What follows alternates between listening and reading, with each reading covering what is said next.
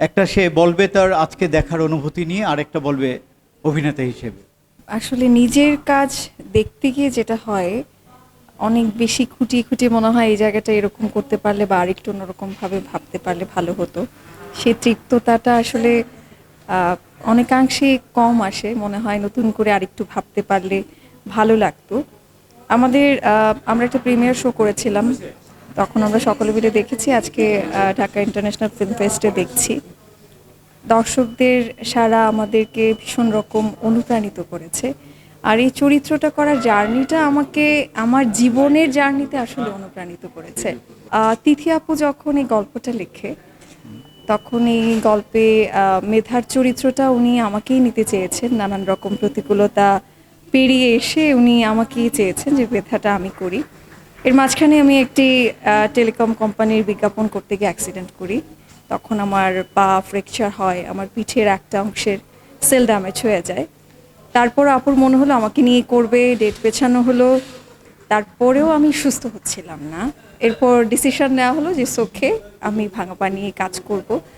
সেটার কারণে যেটা হলো যে গল্পটাকে অর্ধেক আমার চরিত্রের অংশটুকুকে অধিকাংশ কেটে ছেটে নিতে হয়েছে বা আরেকটু মানানসই করে আসলে গল্পটাকে সাজিয়ে নিতে হয়েছে।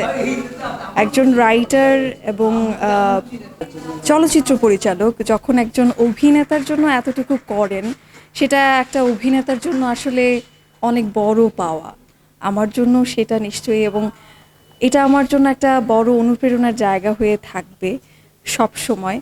আমরা কাজটা করি, ইভেন আমার যারা কো আর্টিস্ট ছিলেন বা আমাদের টিম মেম্বার যারা ছিলেন, সকলেই ভীষণ রকম হেল্প করেছে। আমি ক্রাচ নিয়েও হাঁটতে পারছিলাম না, ভীষণ হেল্প পেয়েছি সবার কাছ থেকে। তারপর আরও একটি ঘটনাটা ঘটলো, একটা চলচ্চিত্র আসলে অনেক প্রতিকূলতার পরে গিয়ে আসলে আমরা ফাইনাল স্টেজিংয়ে যাই। আরও কিছু মানে তখন কিন্তু ড্রেস নিয়ে হাঁটতে পারছিলেন না যখন? না, তখন আমার কষ্ট হচ্ছিল, এবং পাশে হচ্ছে আরেকজন অলওয়েজ একটা চেয়ার নিয়ে দাঁড়িয়েছিল। যখন আমার বসতে ইচ্ছা হয় আমি যেন বসতে পারি। এবং আমার কোয়ার্টিস যারা ছিল, পার্থদা, বকুলাপা, চৈতি, আর ডিরেক্টর তো নিশ্চয়ই, ইভেন আমার টিমমেট যারা ছিল প্রত্যেকে আমাকে প্রচণ্ড সাপোর্ট করেছে ওই জায়গাটায়। একটা সুন্দর স্মৃতি হয়ে থাকবে। ইভেন আমরা যখন ফাইনালি আমরা আমাদের প্রিমিয়ার শোটা করতে যাই, ওই সময় তিথি আপুর, মানে আমাদের যিনি পরিচালক এই ছড়াপাতার চিঠির, উনি পা ভেঙে ফেলেন। আমি তখন ক্যামেরায় বোঝা যায় না যে আমার পা ভাঙা ছিল, আমি আসলে ধরে দাঁড়িয়েছিলাম চেয়ার। আর যখন তিথি আপা পা ভাঙলো আমাদের প্রিমিয়ার শোতে, ওই সময়টাতে তিথি আপা হুইল চেয়ারে করে সামনে বসেছিল এবং আমি তখন অ্যাঙ্কারিং করছিলাম সামনে।